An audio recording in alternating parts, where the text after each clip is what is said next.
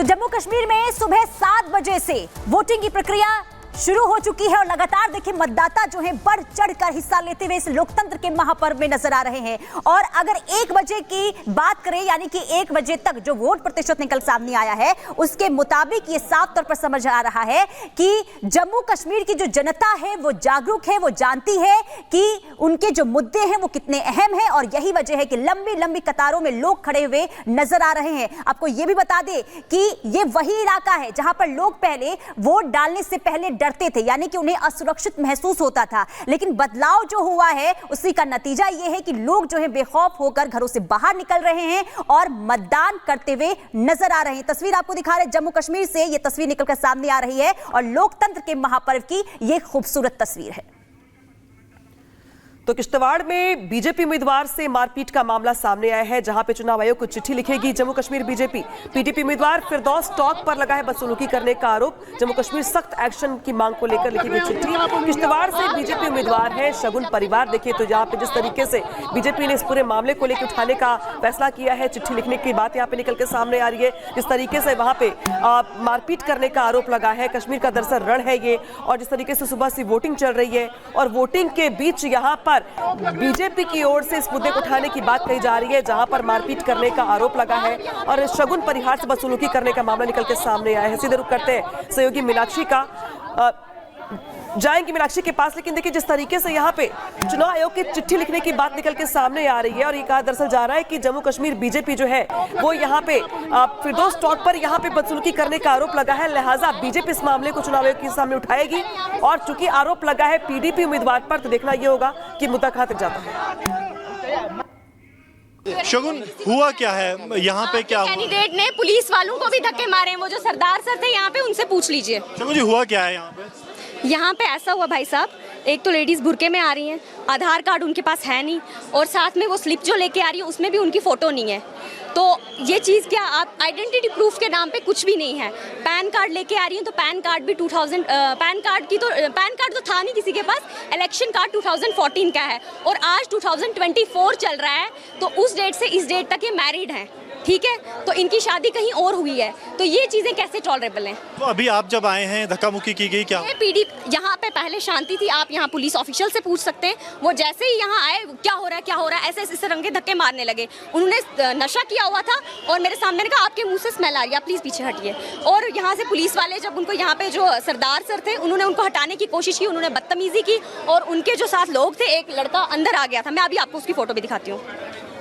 ये तस्वीरें जो हैं वो इस वक्त शगुन दिखा रही हैं। धक्का मुक्की करने की कोशिश की गई, बदतमीजी करने की कोशिश की गई पुलिस की तरफ से। आप देखिए कि उन्हें हटाया भी गया है। ये जो तस्वीरें फ़ोन पर आपको दिखाने की कोशिश जो है वो शगुन बता रही हैं कि यहाँ पे मुझे इन्होंने अदरवाइज मुझे धक्के मारने में कोई कसर नहीं छोड़ी, लेकिन यहाँ के जो पुलिस ऑफिशियल थे उन्होंने काफ़ी हद तक मुझे मतलब साइड पे किया, अदरवाइज इन्होंने यहाँ बहुत माहौल ख़राब कर रहे हैं।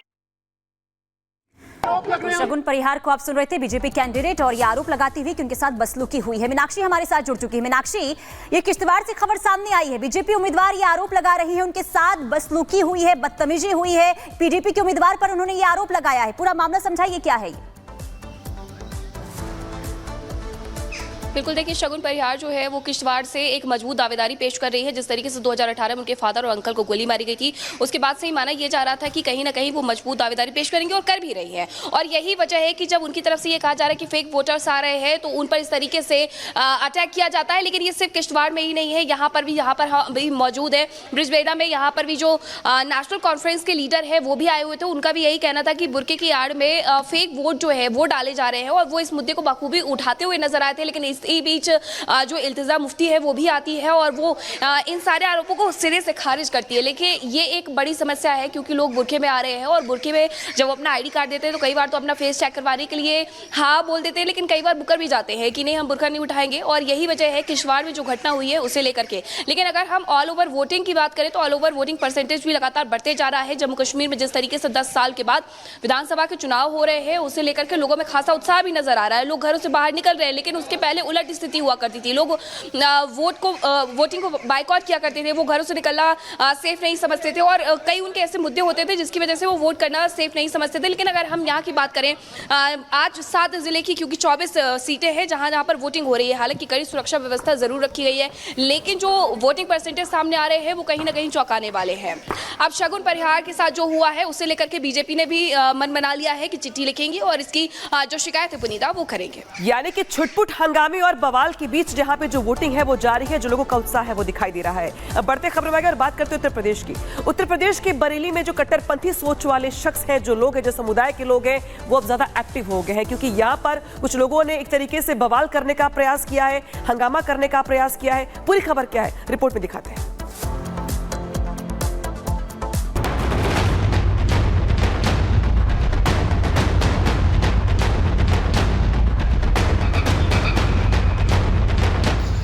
बरेली में दंगा भड़काने की साजिश, हिंदू होने की वजह से युवक पर हमला, मुस्लिम बस्तियों से खदेड़े गए हिंदू ठेले वाले, नफरती कट्टरपंथी पर फैला तनाव। बरेली की फिजाओं में एक बार फिर से नफरत की आग खोलने की कोशिश हो रही है। पुराने शहर की गलियों में धर्म की पहचान कर कुछ लोगों पर हमले की खबर है। इसके बाद से इलाके में तनाव फैल गया। हिंदू संगठनों ने कट्टरपंथियों पर कार्रवाई की मांग की है। आरोप है कि पुराने बरेली में एक हिंदू युवक पर कुछ लोगों ने अचानक से हमला कर दिया। हमलावरों ने युवक को जमकर पीटा। आरोप है कि हमला करने वाले युवक अल्पसंख्यक समुदाय के थे, जिन्होंने सिर्फ हिंदू धर्म का होने की वजह से युवक को निशाना बनाया। हमले में घायल युवक का दावा है कि हमलावरों से उसकी कोई दुश्मनी नहीं थी, सिर्फ उनके हिंदू होने की वजह से मारा पीटा गया। रिंग पार में उन्नी बस्ती वाले पीछे वाले गेट से आ जाता निकल के। हाँ।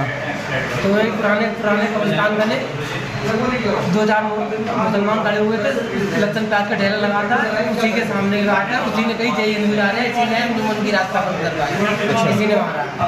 4-5 जने मेरे ऊपर मारने के लिए पड़ गए, मेरे कपड़े उपड़े सब फाड़ दिए, मुझे बहुत बुरी तरीके से मारा, हाथ तो उतार दिया, पीछे सब जगह चोट लगी हुई है, कहीं कलावा नहीं जो भगवान के कपड़े पहने हुए थे। एक तरफ जहां हिंदू युवक पर भीड़ ने हमला किया, तो ठीक उसी समय मुस्लिम बाहुल्य बस्ती में ठेले खोमचे लगाने वाले हिंदू दुकानदारों को खदेड़ दिया गया है। इन गरीब दुकानदारों को धमकी देकर भगाने का आरोप भी मुस्लिम कट्टरपंथियों पर लगा है। आरोप है कि सिर्फ और सिर्फ हिंदू समुदाय के ठेले वालों को ही निशाना बनाया गया। दावा किया जा रहा है कि कुछ मुस्लिम कट्टरपंथियों ने हिंदुओं के आर्थिक बहिष्कार का आह्वान किया है। हिंदू युवकों पर हमले की खबर के बाद बरेली के पुराने शहर में तनाव फैल गया। हिंदूवादी संगठनों ने आरोप लगाया है कि मुस्लिम बाहुल्य इलाकों से हिंदुओं के पलायन की साजिश रची जा रही है। हिंदू नेताओं ने इस मामले में कड़ी कार्रवाई की मांग की है। जब भी धार्मिक संकलन के लिए कोई एक धर्म के लोग इकट्ठा होते हैं, तब वो अपना कुछ ना कुछ खराब माहौल करते ही करते हैं। ये हर वर्ष की बात है।